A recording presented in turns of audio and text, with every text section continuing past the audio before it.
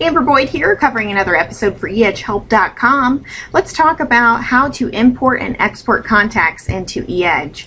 A lot of people can be intimidated by this process, but it's actually very easy as long as you're doing it the way that it's intended. So let's go to your dashboard. You can click on anything in contacts, and this will take you to the full screen. If you look over to, these are the people that I already have imported. But if you go to the right hand side, you'll see a button that says Import Export. You'll click on that. And this will bring you to a screen about how to import the contacts. This is where if you want to import everyone into one particular group, you'd select here. These are done in a prior menu. If you go back one screen, you'll see that you can manage your groups here and add as many as you want. You might want to do that before you do click the Import Export button. So let's go back to the importing. Select the contact status. Because you're importing a huge group, you'll want to put them all in as probably inactive, because if you click them, put them all in as a lead, they'll all show up in your dashboard. Select their type. I would click buyer and seller because everybody potentially could be a buyer and a seller. And then you can go straight into your computer and browse and get that file that you want uploaded. I will warn you that this has to be a CSV file, and it has to be exactly the way that you see here.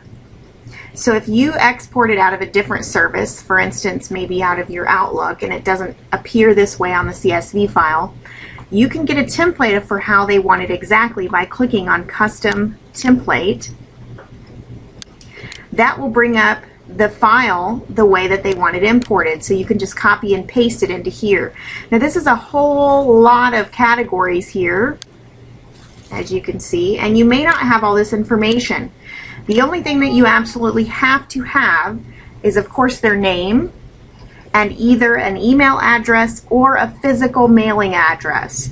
The rest can be empty fields if you don't have the information. However, do not delete the field because this will mess up the import process. So again, you must have a first name and a last name, the physical mailing address, or an email address, preferably both.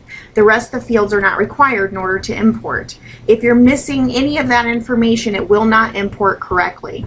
And again, if you don't have the other information, do not delete the field, just leave it blank. That's where you find the form though.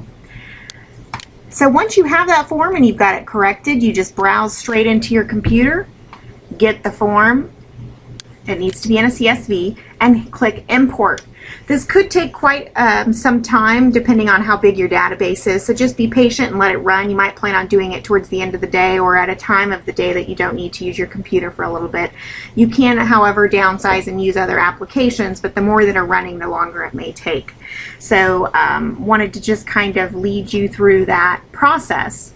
As far as exporting contacts, you will just click on these buttons and it'll lead you through that, but most people are importing at this point, and that's why I wanted to show you this button. So for more help on eEdge, go to eEdgehelp.com.